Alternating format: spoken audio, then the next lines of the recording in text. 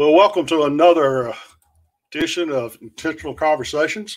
On Intentional Conversations, we interview and seek to interview leaders in men's ministries, helping men to grow spiritually and leaders and pastors to reach the men in today's culture, discussing issues men face every day. This is a program where a men's ministry leader interviews leaders in men's ministry. And today we are going to have an interesting program, I believe.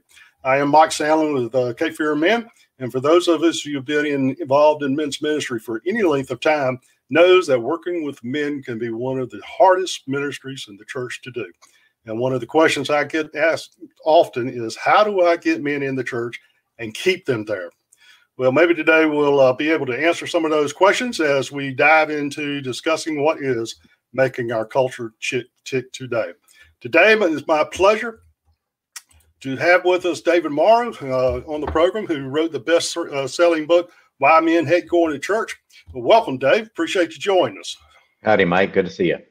Good to see you. Well, let me tell the audience a little bit more about you, for those who may not know about your background a little bit. David was raised in Texas, but he now lives in Alaska. I think it's Anchorage, Alaska, if I'm not mistaken. And he's an award-winning television producer and writer. He is the director of Church for Men, and an organization that helps congregations reconnect men and boys. His first book, Why Men Hate Going to Church, was an instant Christian bestseller. His efforts have spawned articles in the New York Times, the Wall Street Journal, and the Chicago Tribune, just to name a few. You may have seen him on PBS, NBC Nightly News, and Fox Channel talking about the gender gap. He and his wife, Gina, have 3 children. His newest book, Drowning in Screen Time, was released about a month ago. And let me tell you, if you haven't read it, you need to do so. It will make you rethink about how we use our phones, our tablets, our laptops, and anything that deals with screen, and help us to understand a little bit more about our culture and society today. Oh, David, I'll tell you what, that book was something. But first, before we start diving into that stuff, I want you to share with our audience, if you would, what is your favorite verse? Or what do you consider your life verse, and why is that verse so meaningful to you? You're talking about my favorite Bible verse life verse, or just right now? Either one, or right now. Yeah, what's really speaking to you right now? Hebrews 12:2. Let us fix our eyes upon Jesus. That's the one that really is the reason I wrote the book, because our eyes aren't fixed on Jesus. Our eyes are fixed on our screens. And we are believing what our screens tell us about the world. And I think a lot of followers of Jesus are frankly deceived right now about the nature of the world because of what they're seeing on their screens. Mm-hmm. So that's the verse I'm clinging to right now. Let us fix our eyes upon Jesus, the author and perfecter of our faith. Amen. We'll definitely dive into that because I want to talk about that book a little bit. But how did you come to Christ, David? When did you come to Christ, and what was that all about? I was just a 15-year-old boy, got invited to a Bible study by a girl that I wanted to date. Really wasn't interested in Christianity, but really liked what I heard, really admired the men who led the Bible study and wanted to be like them. So one night there was a message on forgiveness. I knew that was something I needed to learn how to do, and just prayed and asked God to make me a forgiving person. Really wasn't a sinner's prayer per se, but I stood up from that prayer, changed, and been following Christ ever since. Okay. Church for Men, I know you go out there on that website and you got a lot of information out there for that. On that, how did you come about starting that and helping men in churches reach other men? How did that all come about? Well, that came about as a result of the book, and so I really need to. Probably the question you want to ask me is, how did I write the book in the first place? Because I'm not a pastor or a professor or a theologian. I'm not a church guy. I'm just a guy in the pews who noticed a disturbing trend. Whenever Christians gathered, there was always more women than men. The women seemed to get church in a way the men didn't. The women's hands were open, the men's arms were crossed, So I felt like there had to be a book about this, and there really wasn't. And so God tapped me on the shoulder and said, "Why don't you write one?" I said, "Well, God, I'm a television producer. I don't do books." And he says, "You do now." And so just within days of releasing the book, I was being interviewed in the Wall Street Journal, the Washington Post. The president of Promise Keepers calls me up and flies me out to one of their rallies in Colorado. It was a pretty heady time. And once the hoopla over the book settled down, I felt like there was a real need to instruct churches and pastors in how to be more welcoming to men and boys. And so that's why we have Church for Men. Yeah, man. When did you first write that book? I know there's an update. Oh, yeah, the first version came out in 2005, and then the revised version came out in 2011. Well, that's interesting because about 2006, 2007, God was speaking to my heart, and I was sitting in church one day, and I was going through some health issues, and I was sitting in church one day, and I started looking at men's faces, and it was like they were just here, you know. They were here just because, whatever that just because might have been. So that's kind of interesting. We sang about the same time. I just didn't get the word to write a book like you did, and you did a fantastic job with that. So, well, I'm a better writer, so I'm glad I wrote it, not you. That is probably true. Yeah. So good. Well, you know, this year COVID has really changed the landscape of men's ministry and just everything going on, and men finding themselves at home alone these days. What have you seen that may have been really impacting men in the last year or so? Yeah, you know, men were already more isolated than ever. They were already lonelier than ever. They were already more tribal than in a long time, thanks to social media. And the effects of the lockdowns has just been catastrophic for men. Pornography use is through the roof.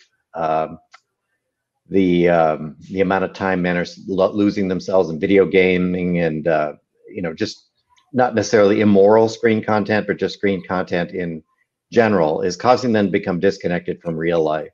Of course, a lot of men have experienced church in their pajamas for the first time, and they with a cup of coffee, and they didn't have to get the kids together. And you're just sitting there in your easy chair, and it's almost just like being in church anyway, because the pastor's on the screen anyway. Yeah. So it's like, whoa, why would I even bother to go to the building anymore? Why would I even bother to volunteer? You know, and I think when this is all over and we've reached herd immunity and enough people have been inoculated, it's going to be very interesting to see if men do return to the institution or they continue to just watch their favorite preachers on TV. Yeah, it's interesting going out there and looking at statistics, and I know you look at statistics too. Oh boy, do I ever! It's really strange, and there's a new phenomenon going on right now with families doing church hopping via online churches, and yeah, you know, if you're a pastor, I'd be shaking in my boots because you know the competition used to be the guy down across the street and around the corner.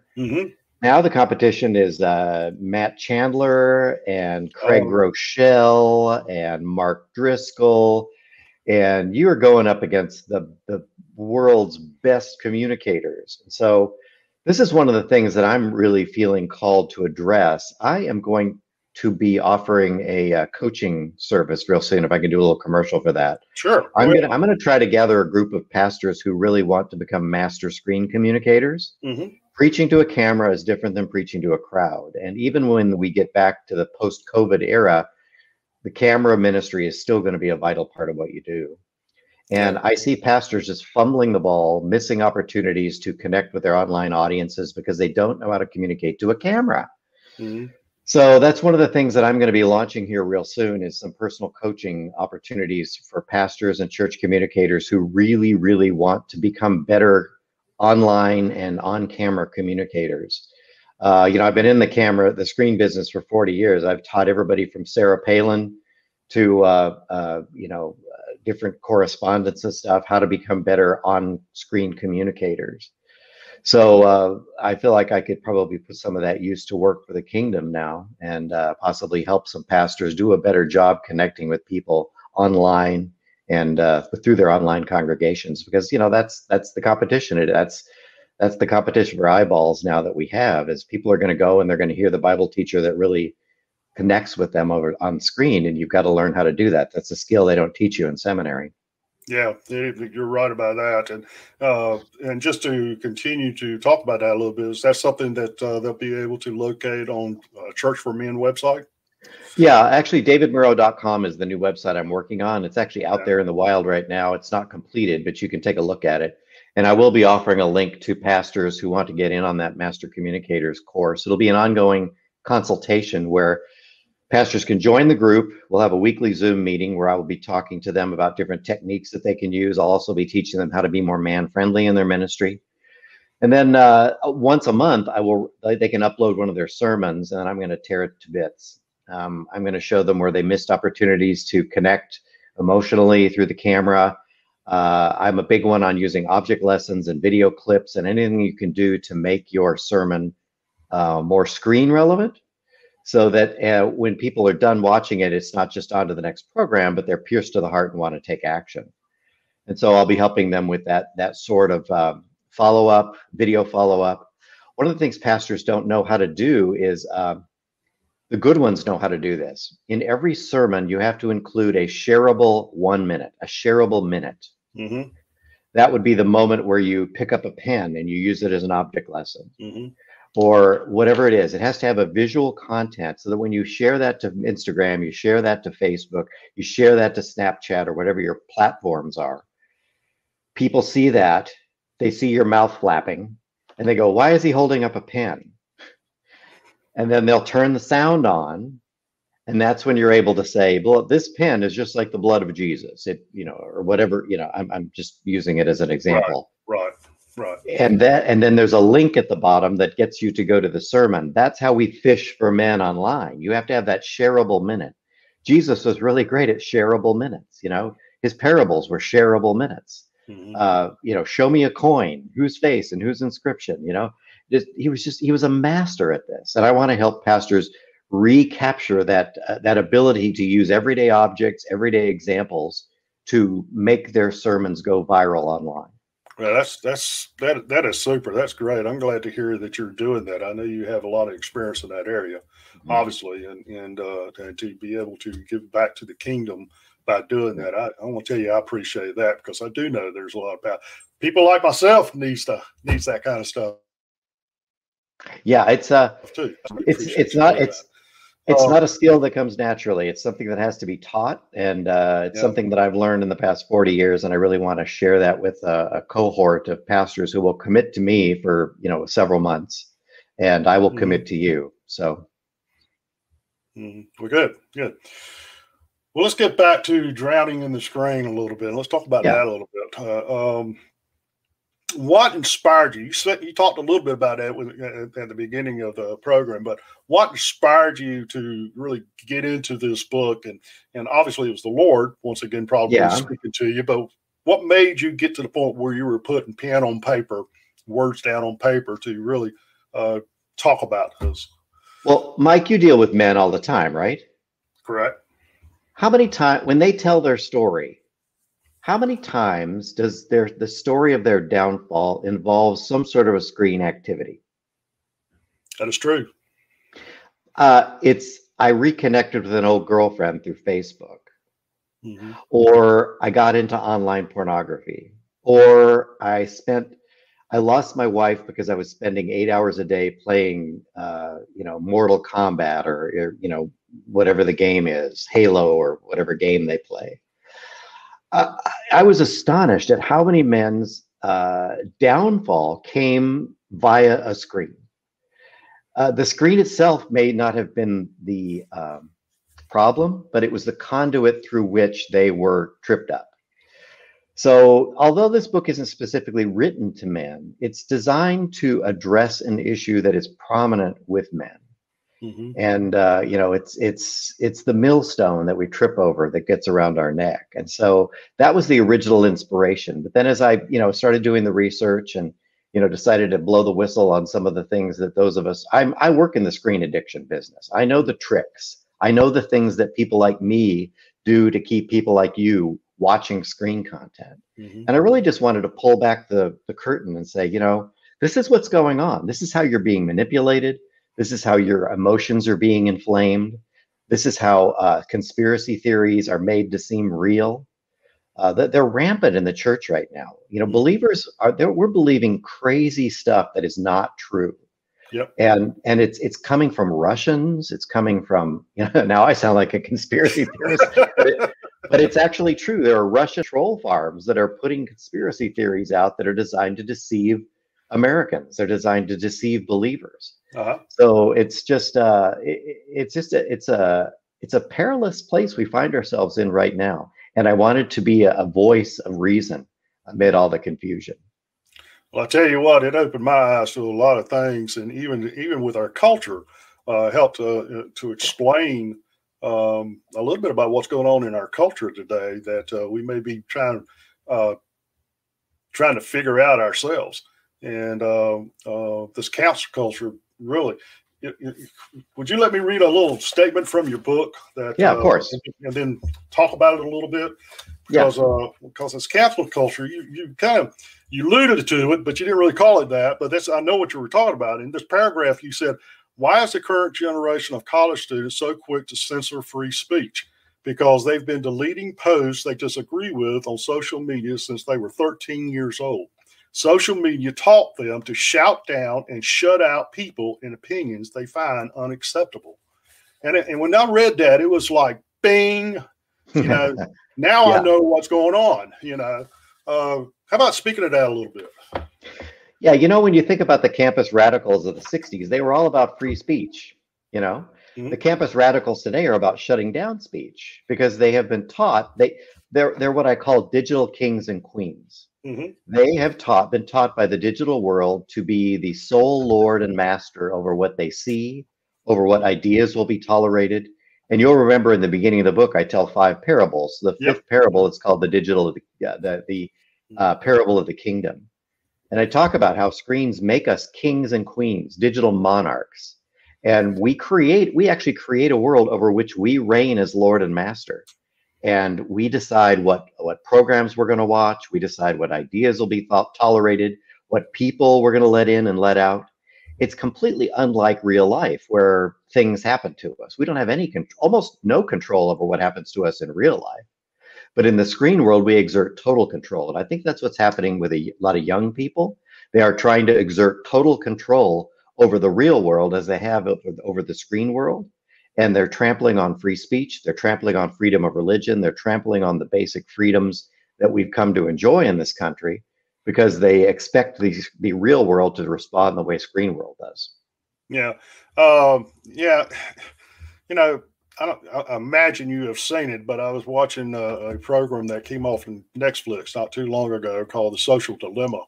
And, yes, excellent program. Yeah, it is. It's great. I've shared with a number of people to encourage them to watch that because it helps to understand how when you go on your screen and you click on something that you like, there's an algorithm out there that figures it out and starts feeding you with this kind of information.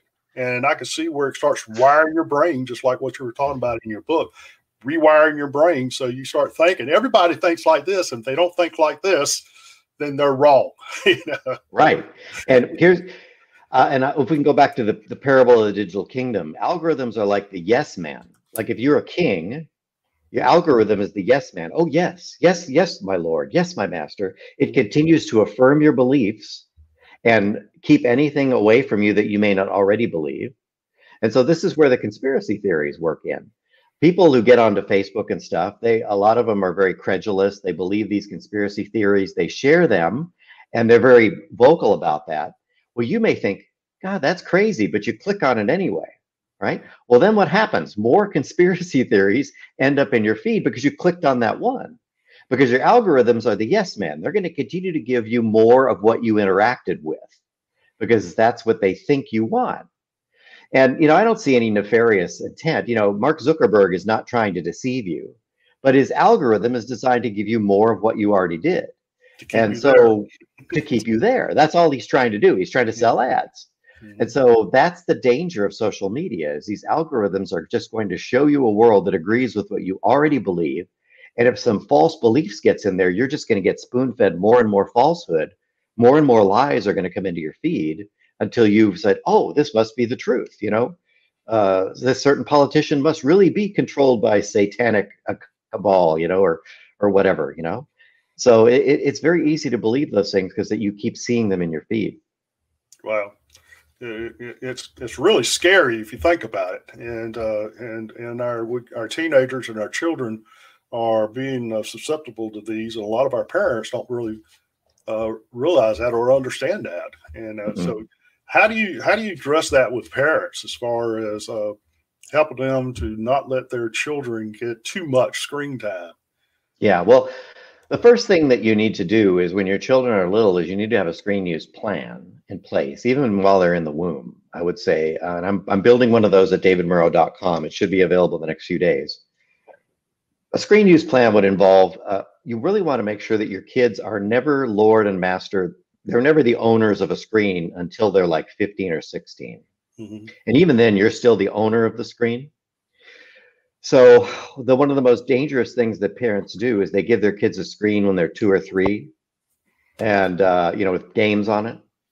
And they'll say, well, it's all locked down. There's no internet connection. There's no porn. They can't get into that.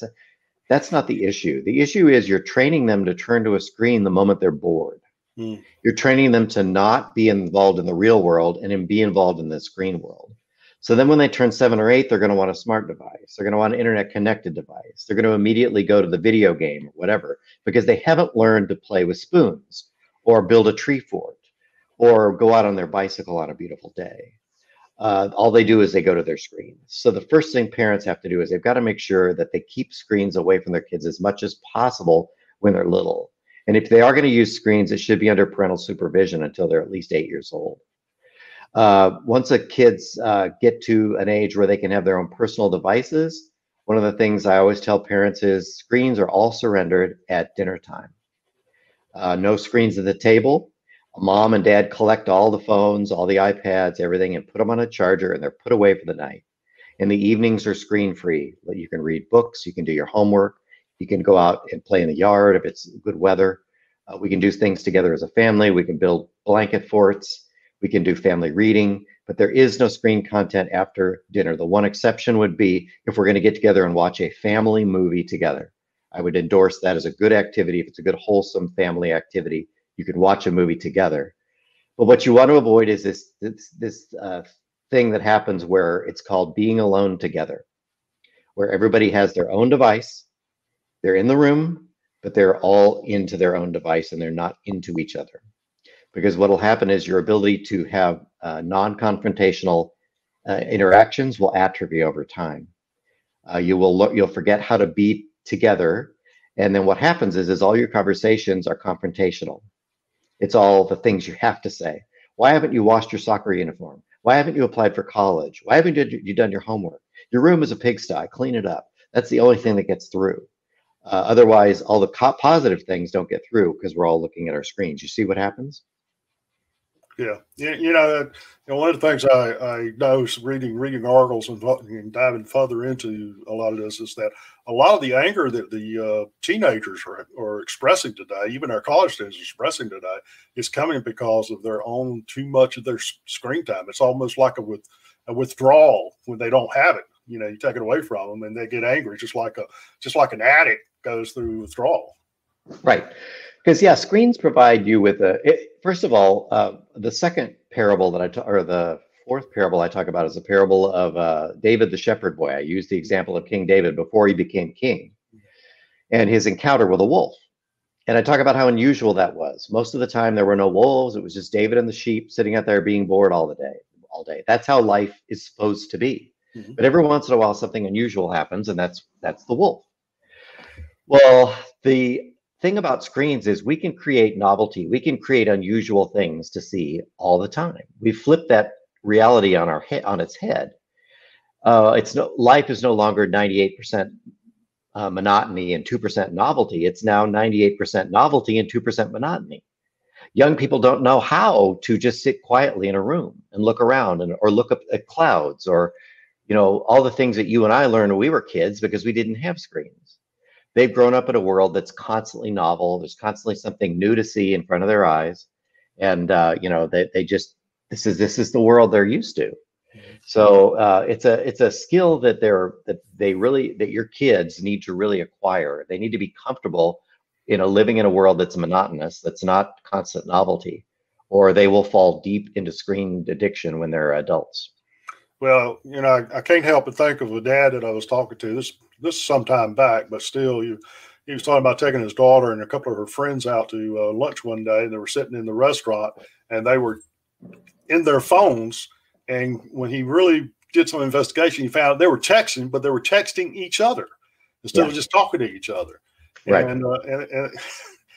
So our kids are really got it. How about adults? I mean, we're talking about our kids a little bit and our teenagers. How about adults? I mean, I have to admit, until I've started reading some of your book and some other books and watching shows with Dilemma and things of that nature, I have to admit that my phone's sitting there on the table next to my chair, and commercial comes on TV, or I just get bored with something and I'll reach over there and pick it up and start looking. What's it going on with the adults? Well, Mike, you're looking for a wolf. You're looking for something new to stimulate your brain and give you a shot of dopamine, right? Because wolves are exciting and sheep are boring. Mm-hmm. So what you have to do as an adult is you've got to learn to love the real world. The first way you do that, I can get you the 50-yard line real quick. The first thing you want to do is you want to work on eliminating mindless screen time. And those are the moments where you pick your phone up when you're bored, like if you're just commercials, or you're waiting for an airplane, sitting in the airport. You have got to resist the urge to pick that phone up. When you come in from, a lot of young men, the moment they come home from work, they flip on the TV and play video games. Or, I know a lot of older folks, if they're home, the TV is on constantly. Mm-hmm. I mean, how many ads for hearing aids can you listen to? It's just like, I can't stand it having the TV on. But some people, the moment they come on, they're not comfortable in silence. And so they click on that TV and it's on from the moment they wake up to the moment they go to sleep. And so just focus on eliminating mindless screen time. If you have a specific reason to go onto a screen, go ahead and do so. But if you can eliminate that mindless screen time, you'll get half of your attention back, and you'll begin reorienting yourself to the real world. Now, if your situation is severe, you may need to go on what's called a digital detox. Mm-hmm. And that's where you actually put all of your technology away, and you very intentionally plunge back into the real world. And that's typically done over a weekend. When we can get back to gathering, I'm planning to be launching some digital detoxes from my winter location here in Arizona.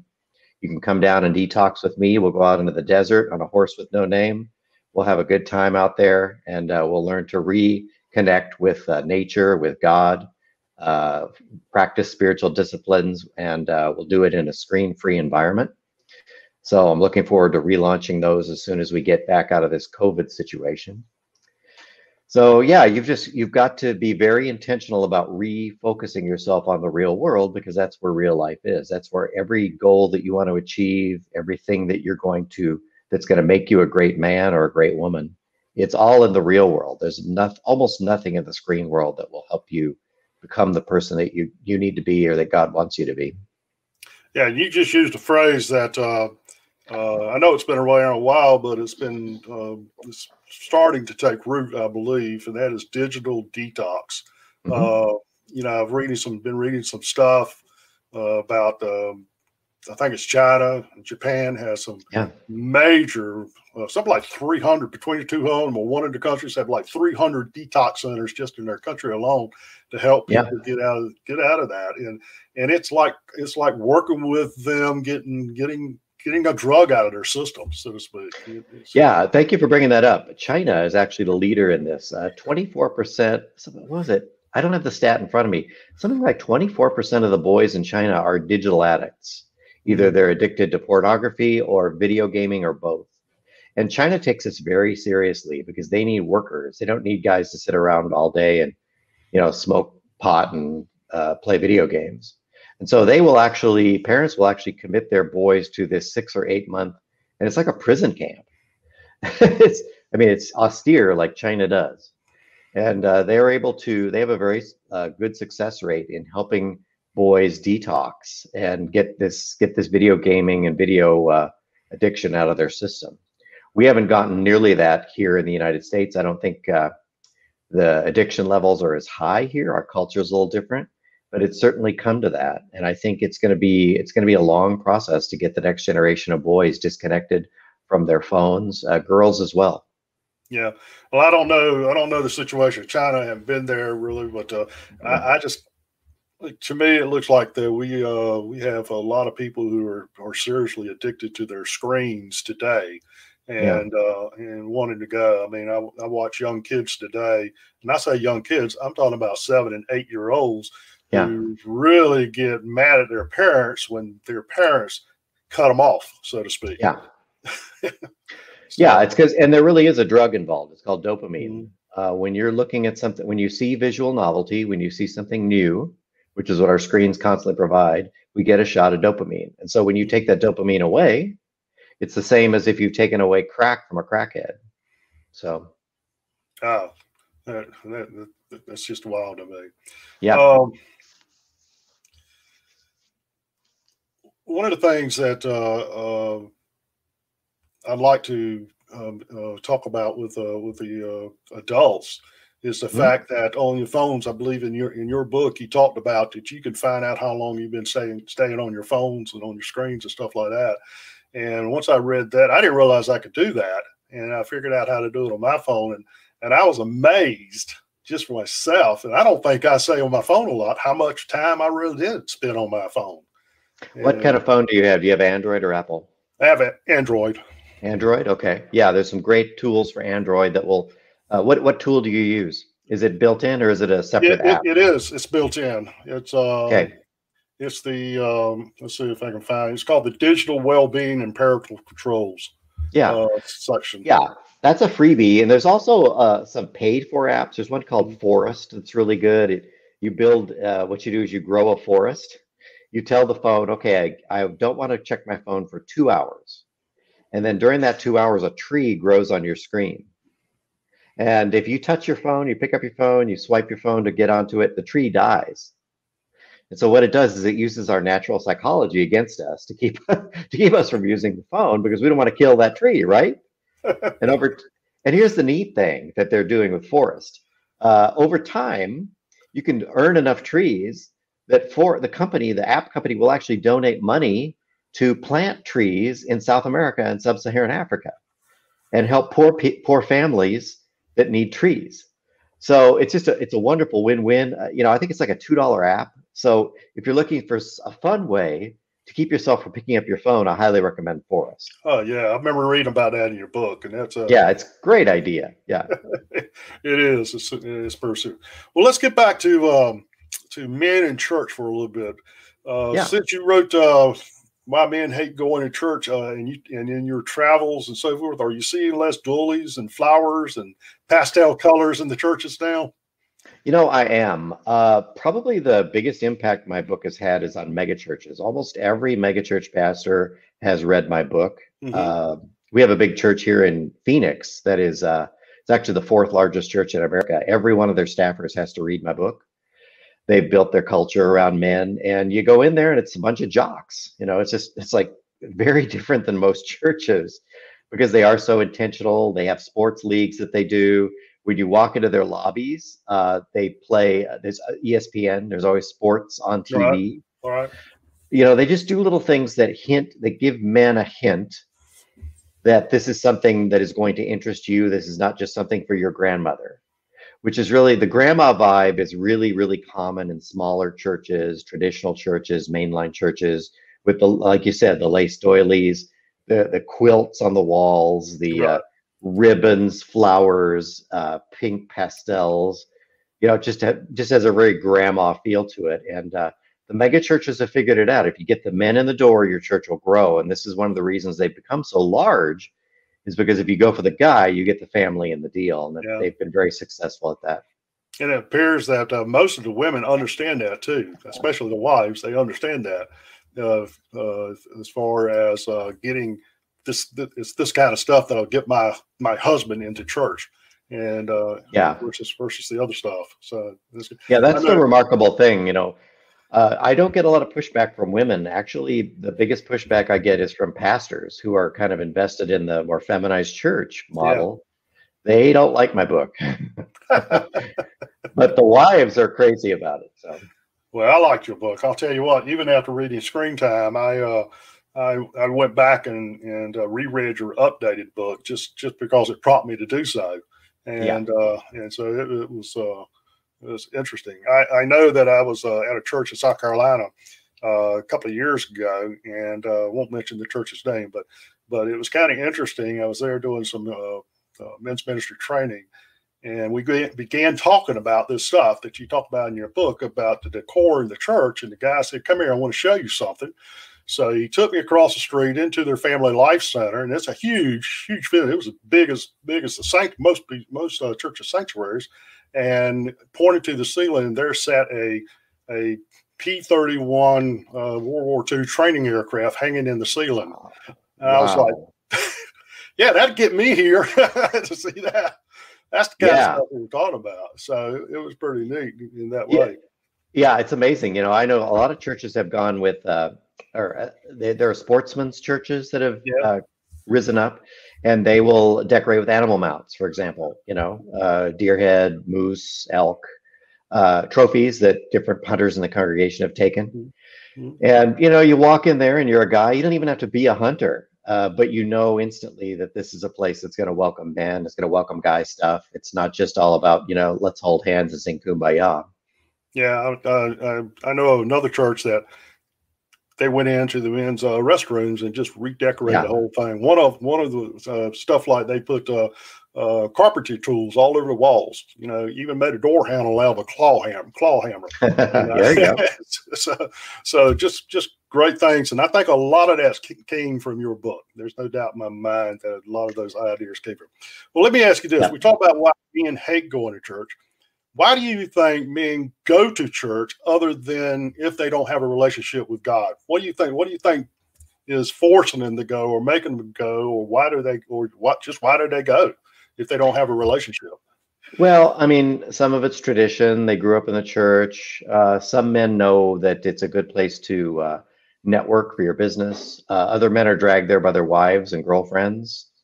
But I think probably the biggest draw is just maybe they grew up in church and Mm-hmm. it's just kind of what they do. And, they identify with church going. But I'm telling you that they're casual about their faith. I would say their numbers they were pretty weak before the pandemic. And I would say they're probably going to be gone afterwards because Yeah. the tie was not, they really didn't get the mission of Christ before the pandemic. And now that we've been out of church for so long, in and out of church, I would say it's probably not what they'll be doing again. Yeah, I know. One of the things that I was concerned, and I've shared this much often, is the fact that many of our men really don't have that relation. They're in church, they do a lot of good things, but yet they don't have that relationship with Christ, and so when things like this happens and they can't go, they end up finding something else to do, so to speak, and not come back. I know Matthew 7, chapter 7, verse 21 through 23 is one that I think a lot about, and that's the one where it talks about not everyone who says Lord, Lord will come into the kingdom of heaven. Then they give all these things that we were doing in your name, but he'll tell him, he says, I didn't know you. I don't know you. And that's what scares me about a lot of the men in our churches. And I often say, we do have a lot of work to do outside the walls of the church, but we got just as much work to do within the walls of the church. Yeah, that's for sure. Men do need to be discipled. And, that's challenging in an age of COVID. Men were not gathering like the women before COVID, and I can't imagine what it's going to look like afterwards.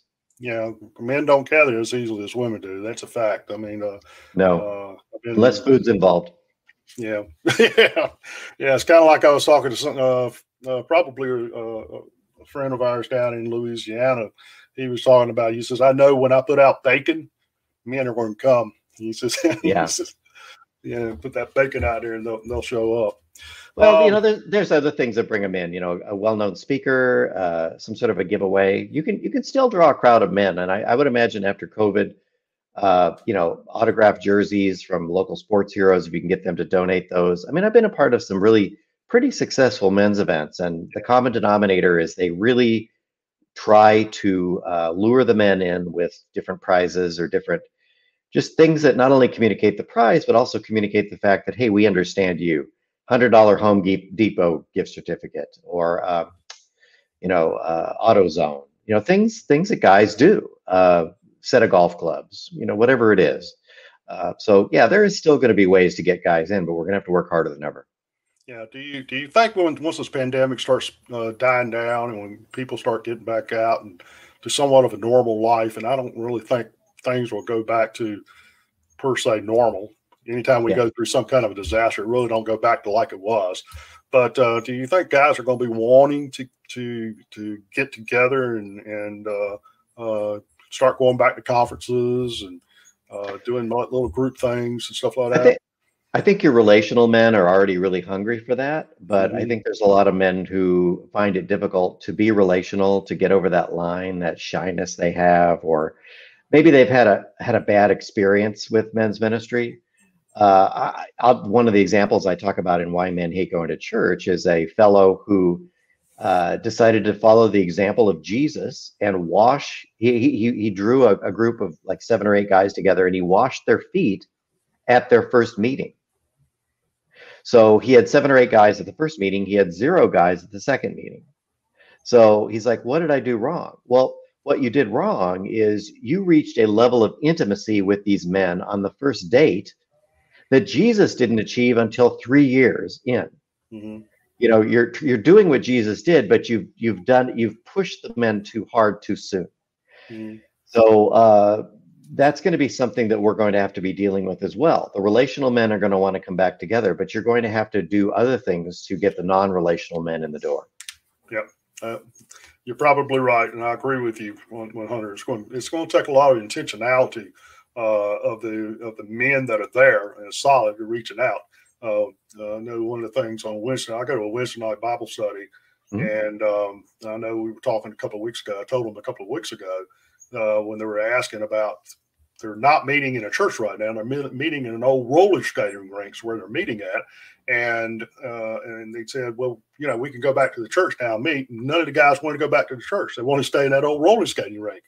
And I mentioned to them that, one of the things that's good about this is that we can reach out to the younger generation and we can get them here much quicker than we can get them in the church itself.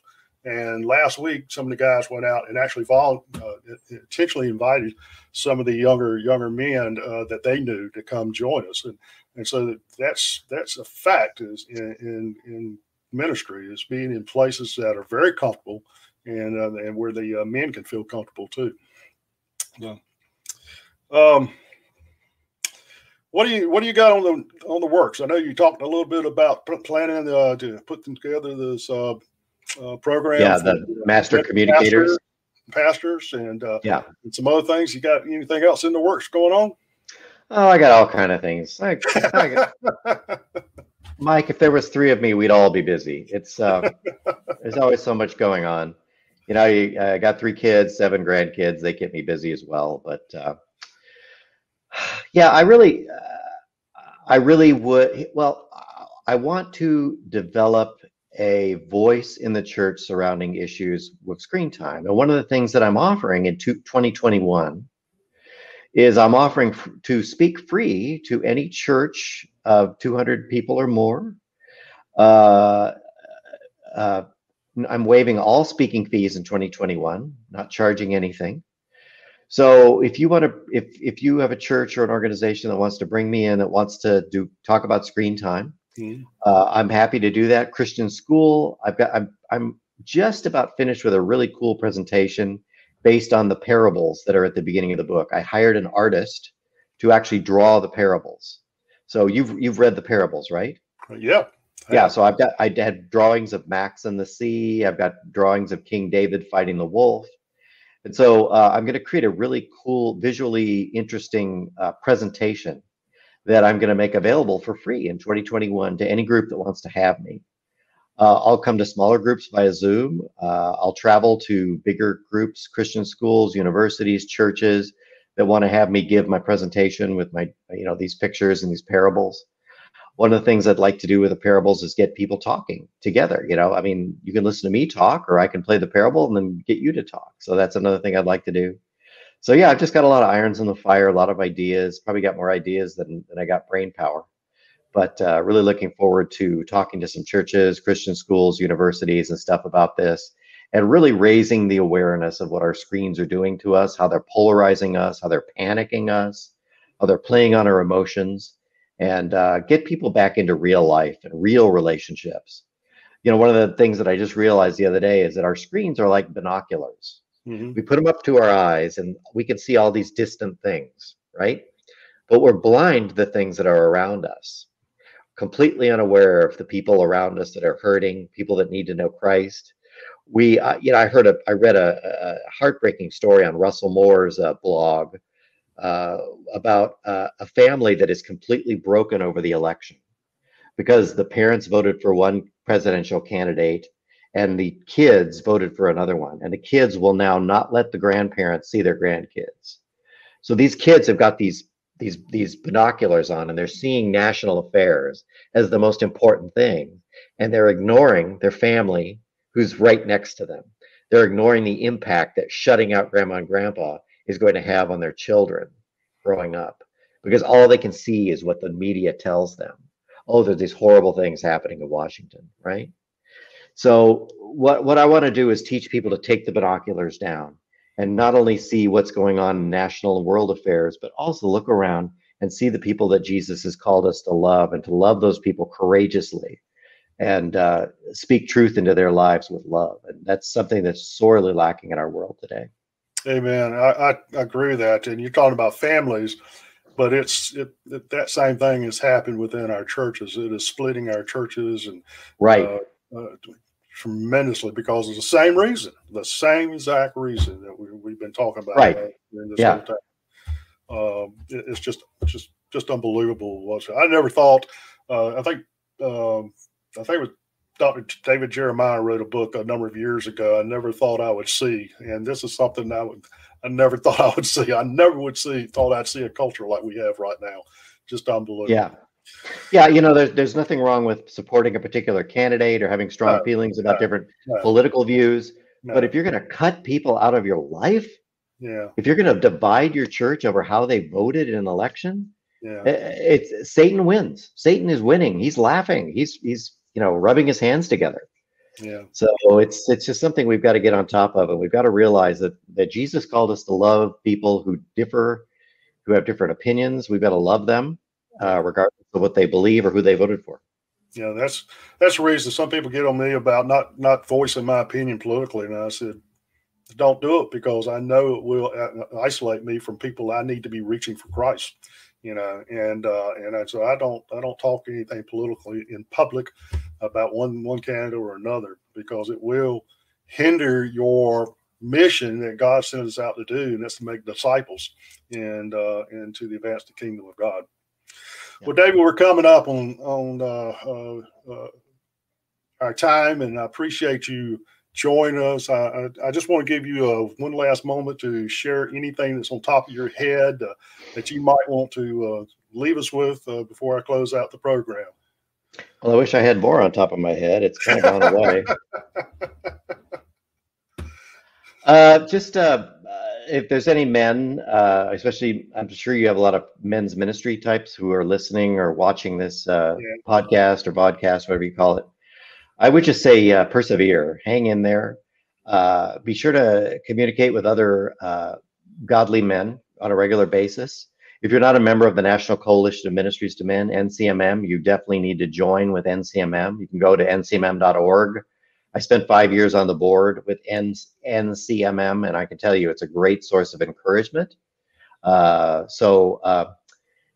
do this alone. Jesus was the greatest men's minister of all time, and even he did not minister to men alone. He found 12 knuckleheads to follow him around for 3 years, and together they changed the world. And I would say that that's the same prescription for success: is don't try to minister to men alone. Get your tribe around you. Get people praying for you, get people that you can bounce ideas off with, and you will you'll reap the harvest that you're expecting and that God can help you reap. Yeah, thank you for that. And if I'm not mistaken, you're going to be on the NCMM call next week, I believe it is.